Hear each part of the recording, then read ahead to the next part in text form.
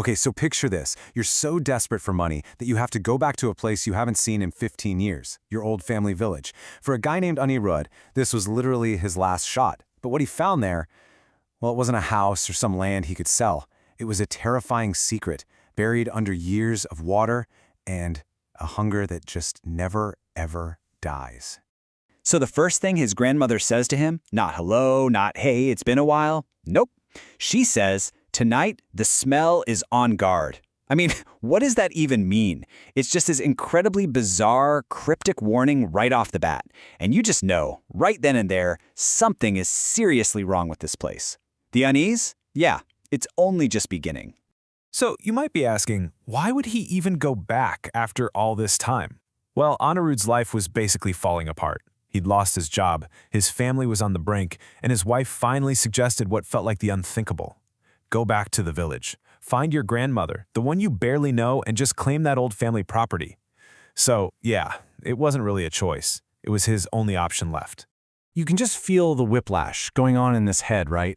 He's trading the kind of chaos he knew, the city, being broke, for something totally alien. He was probably hoping for some peace and quiet, a simple solution, but what he got instead was this unsettling quiet. And he was about to find out that the forgotten past he was walking into, it wasn't dead, not by a long shot. And let's get into what happens when he actually gets there. His arrival, it wasn't just a little weird. It was a total assault on the senses. I mean, from the second he stepped off that bus, this feeling of just creeping dread started to set in. First off, the whole atmosphere just felt sick. The sky wasn't blue. It was this bruised purple and black color. The air felt heavy, you know? Like it was weighed down by some old tragedy. And then, the smell. An absolutely overwhelming stench of rotting fish coming from the market. It wasn't just in the air. It felt like it was clinging to everything, like it was a part of the village itself. So when he finally makes it to his childhood home, that feeling of unease just gets worse. His grandmother's there, all right? But she greets him with this complete indifference. Like 15 years is nothing. She seems way more interested in burning some bitter leaves to, as she says, ward off the bad air. Now, despite all this weirdness, the guy is exhausted and starving, and his grandmother has made fish, which just happens to be his favorite. So he sits down to eat. But as he takes that first bite, something gets stuck in his throat. He chokes, he pulls it out, and it's a single long strand of black hair, cooked right into the fish. So naturally, he complains. And his grandmother, who's just sitting there silently in the dark, delivers this chillingly calm response. She says, "What it wants, you have already tasted." And just like that, it clicks. This is the confirmation. The meal wasn't a welcome home gift. It was bait, and he already took it. Okay, and this is where everything changes. The story just takes a hard turn. All that psychological dread, it's about to become a very, very real physical threat. The trap has been sprung, and now something's at the door to collect. But wait, before the knock, there's a sound. It's not footsteps, nothing like that. It's the sound of something heavy and wet, just dragging itself through the mud outside. A kind of slithering, scraping noise that crawls along the walls of the house. It's the kind of sound that chills you right to the bone. And then it comes, a slow, deliberate knock at the main door. And with that knock, a voice. But here's the thing, he doesn't hear it with his ears. It's like it's being broadcast directly into his mind. An ancient, rasping whisper with just one single, terrifying demand. Hunger. All right, so the knocking at the front door stops. Silence. But then, crash. A loud noise of pots and pans from the kitchen just shatters the quiet. It pulls Anirudh even deeper into this nightmare.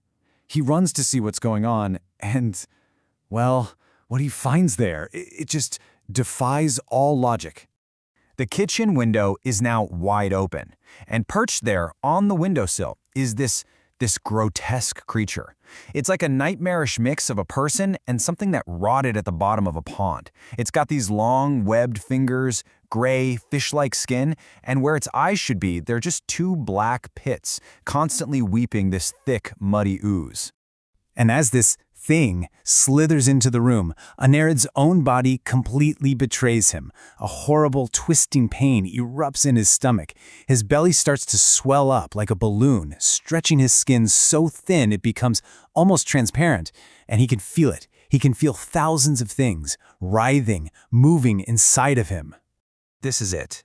In a final desperate move, Anirudh just flees. He runs. He bursts out of the house and into the village, only to find it's now swarming with dozens of these creatures, all crawling out at a nearby pond. He just keeps running until he collapses at an old temple, his body feeling like it's about to explode, and then everything goes black. But then he wakes up. The sun is shining, and the world he was just in, it's gone.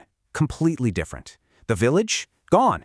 The people, the market, the mud, all of it, vanished. All he sees is a huge, dried-up lake bed, and right in the middle of it, a single, dilapidated ruin, his ancestral home. So what in the world was really going on? Here's the horrifying truth he learns from a local man later. He was never in a real village. Years ago, that entire place was destroyed in a single night by a massive flood. Every single person drowned. He had spent the night trapped inside a collective ghost, a memory of the village, a hunting ground created by the spirits of the drowned, who are all still there and all still eternally hungry. And even though the nightmare was some kind of mass hallucination, it left behind a very real physical scar.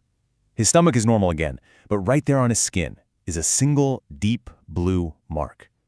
The mark of a fish.